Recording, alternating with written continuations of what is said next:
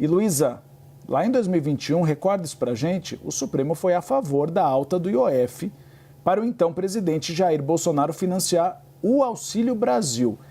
É um precedente que vai ser utilizado dessa vez também? Está sendo sim usado, Uribe, nos bastidores como um exemplo dessa tendência do STF em decidir a favor do governo, seja qual for o governo, né? Tem esse precedente do governo Jair Bolsonaro e também agora, possivelmente, se for levado a julgamento, uma decisão favorável ao governo Lula. Uma boa tarde para você, para a Tainá e todos que estão conosco hoje aqui no Bastidores. Uribe, é isso. A gente tem toda essa discussão sobre a judicialização e em que medida o Supremo vai intervir mais diretamente nessa briga aí entre os demais poderes, entre o Palácio do Planalto e o Congresso Nacional. Como você disse, existe uma avaliação, né, de que o melhor cenário nesse momento seria abrir uma mesa de conciliação. Isso colocaria o Supremo como um mediador da busca por um acordo, por um consenso, sem ter ali um papel de protagonismo, dando, por exemplo, uma liminar a favor de uma parte ou de outra. E aí, nessas discussões que tem havido nos bastidores da Corte, Uribe, Tainá, esse precedente tem sido citado, né? Teve um decreto em 2021 em que o então presidente da República, Jair Bolsonaro, aumentou temporariamente a alíquota do IOF para poder custear o Auxílio Brasil, que é o programa de benefícios sociais que substituía, né, na época, o Bolsa Família. E isso foi levado a julgamento no Supremo.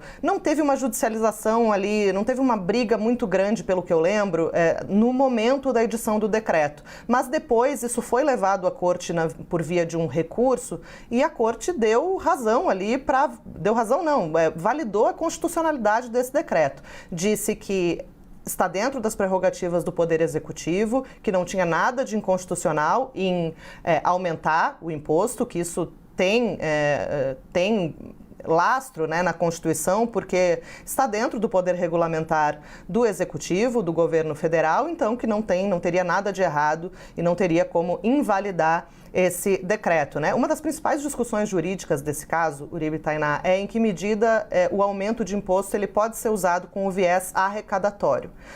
Então, isso é o principal argumento do PL, que foi o primeiro a ajuizar no Supremo Tribunal Federal uma ação contra o decreto que aumenta a alíquota do IOF, né? Isso, só para fazer um parêntese, é bastante curioso, porque tem toda uma crítica da oposição ao governo à judicialização do caso pela AGU no STF, mas o PL, de fato, foi o primeiro partido a judicializar essa questão lá atrás.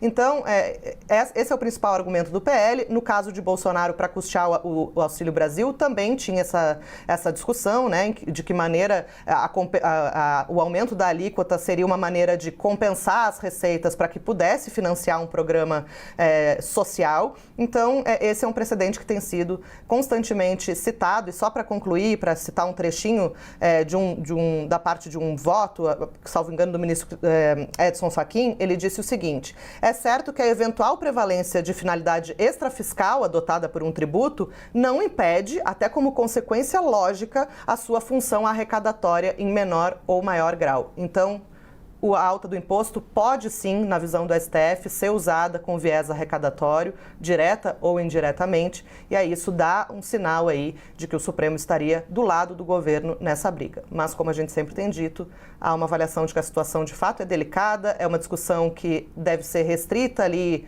preferencialmente, às discussões da arena política, e aí existe esse caminho já basicamente pavimentado para a abertura de uma mesa de conciliação. Uribe, Tainá.